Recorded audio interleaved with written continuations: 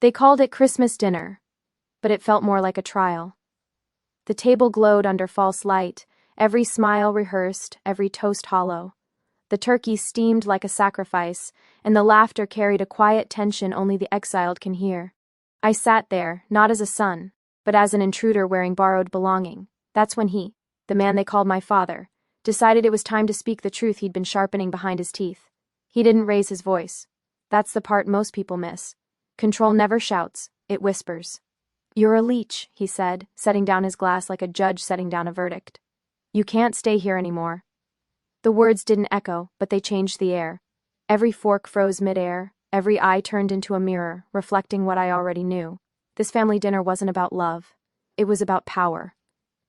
In that silence, I felt something ancient move inside me. Not rage, not sorrow, recognition. The moment you see the machinery behind the kindness, you stop being a guest. You become the problem. They wanted my obedience wrapped in gratitude, my silence dressed as respect. That night I understood, some homes aren't homes. They are kingdoms built on invisible debt. So I stood. Not in rebellion, in realization. The air was thick with the scent of denial and expensive candles. My father watched, waiting for me to apologize, to crawl back into the shape he carved for me. But I didn't. I simply said, "Merry Christmas," and walked out. Snow hit my face like cold applause. Behind me, I left warmth that never wanted me warm, only quiet. Out there, in the stillness, I heard a voice, not from above, but from within. It said, "This is where exile begins and truth follows." That's when I smiled. Because exile isn't punishment. It's the start of freedom. And that night, walking away from the table, I didn't lose a family. I lost a cage when you first walk away. The silence feels heavy, as if the world itself has stopped to watch you. The echoes of that dinner still live behind your ribs, the clinking forks, the hollow laughter, the subtle poison of belonging that kept you chained. But silence, when it finally settles, is not emptiness, it's purification. It burns away the borrowed voices until all that remains is the sound of your own. At first that voice feels foreign, trembling, uncertain, but it's the first real sound you've made in years. Out here, there is no one to applaud, no one to judge, and no one to command. Every step becomes a conversation with yourself. Who am I when there's no one left to tell me? You begin small, the rituals of survival, the awkward beauty of freedom, making coffee for one, breathing without waiting for permission, learning to sit with yourself without the noise of approval. The air feels colder, but honest. The nights longer, but true. You realize exile isn't loneliness, it's purification. It's the stripping away of every false comfort that once disguised your cage. And though the mind trembles and begs to return, though it misses the sound of the lock turning, you stay. Because now you know what they fear most, the one who walks away and doesn't look back.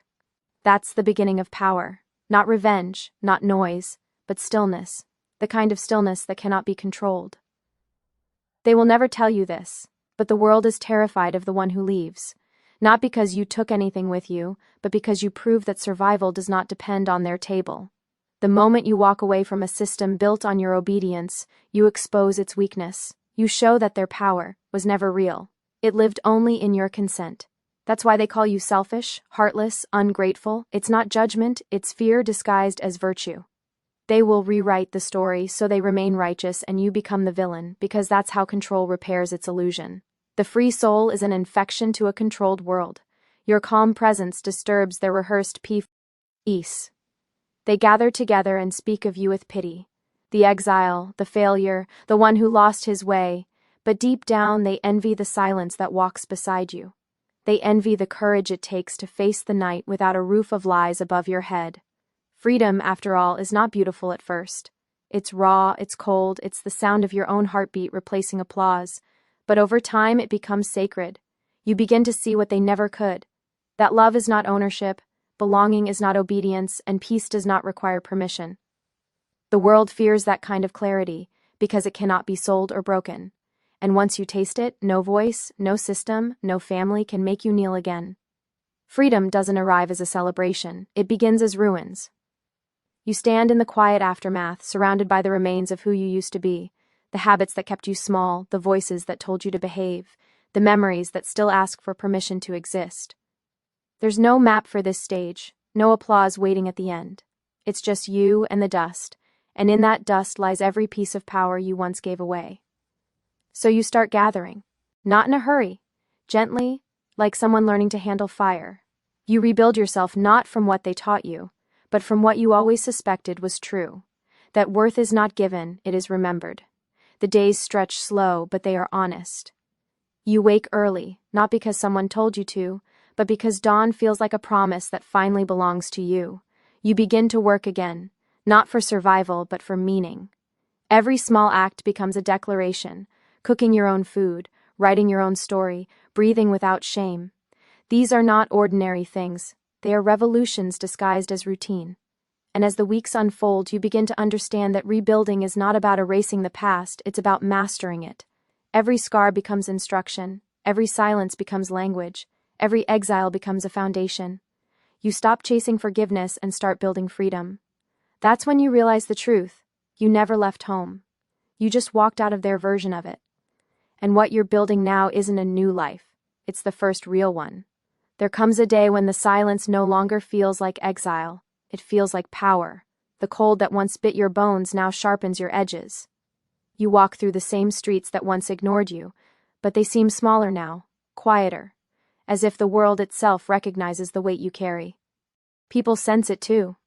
They can't explain it, but something in you unsettles them. Not your words, but your calm. You've seen what they spend their lives avoiding, the truth that safety is a story and most people live inside someone else's script. You no longer beg to be understood. You speak less, but when you do, the room listens. That's the strange thing about those who walk away. They return as mirrors. Your presence reflects the chains others pretend not to wear. Some will hate you for it. Others will follow you into the dark, hoping to find what you found, themselves. You don't need to preach or prove. You've become proof. Every step you take is a quiet rebellion against the systems that once defined you. You help not by rescuing, but by reminding. By existing without apology, you give others permission to begin. That's the secret purpose of exile. Not to escape the world, but to return carrying light that burns through illusion. You are no longer the child at the table waiting to be seen. You are the fire outside the window, illuminating everything they tried to hide. And now, when you look back at that night, at the words that cast you out, you no longer hear condemnation. You hear initiation. In the end, freedom isn't thunder. It's a quiet breath that fills your lungs without permission. You realize that everything they took from you was only borrowed, and everything they gave you came with strings. The real gift was the moment they let you go, though they call. It rejection, it was deliverance. You understand now that the world doesn't change when you shout at it, it changes when you stop needing its approval. That is the final awakening. Not anger, not revenge, but peace so complete it frightens those who still live by fear. You walk past the ghosts of old conversations, the apologies you never gave, the versions of yourself that still wait at that dinner table. They fade as you move forward, because light doesn't argue with darkness, it simply shines.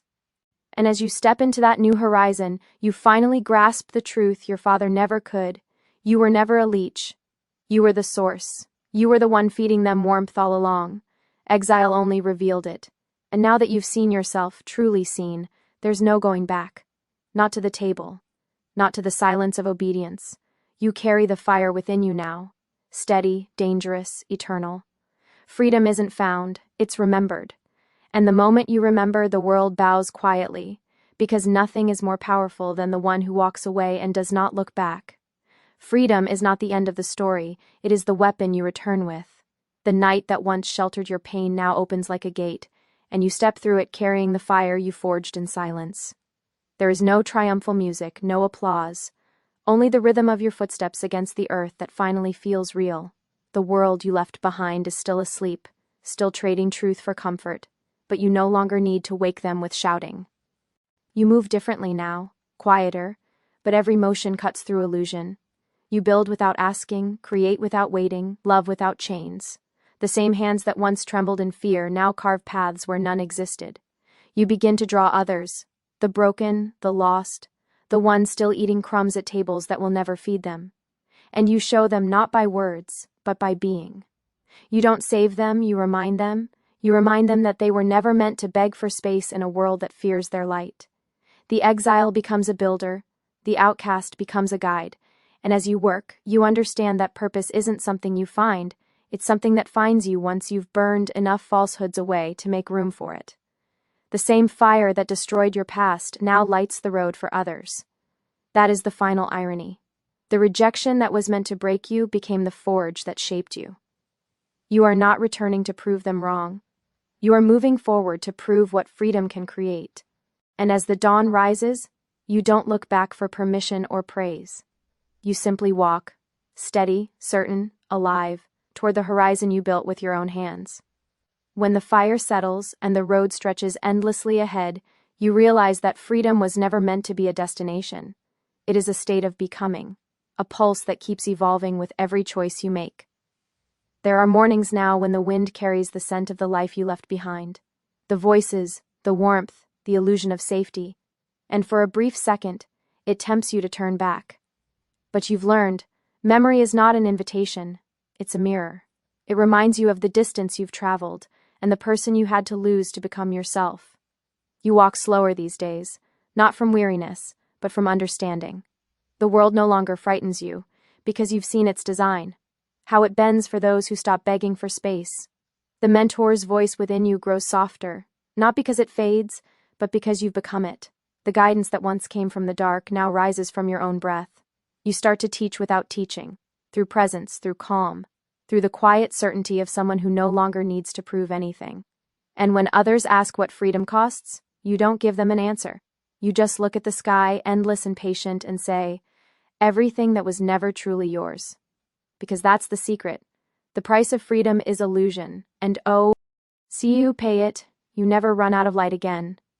Freedom always echoes louder than silence, and the world does not forgive echoes. When you begin to move with certainty, when your presence starts to disturb the rhythm of obedience, the system notices. It doesn't come back in anger, it returns in disguise. Familiar faces, gentle voices, soft offers that smell like comfort. It knows your weaknesses better than your strength, and so it speaks in the language of the past. You've changed, it says, but you still need a place to belong. That's how control returns. Not through violence, but through nostalgia. You start seeing the same patterns everywhere, jobs that demand your soul in exchange for stability, people who praise your growth as long as it doesn't outgrow them, promises that sound like freedom but taste like chains. The world does not fear rebellion, it fears independence. Because rebellion still needs an enemy, but independence needs nothing. Ants begins with wonder. So you move through the world quietly lighting small fires, a word left at the right moment, a silence that gives someone space to think, a gesture that shows there's another way to be. You don't build followers, you build mirrors. Each person you touch begins to see themselves a little clearer, a little truer. Some will resist, some will vanish, and a few will stay, not to depend on you, but to learn how to depend on themselves. That is the legacy of the free, not to lead a movement, but to remind the world of its own pulse.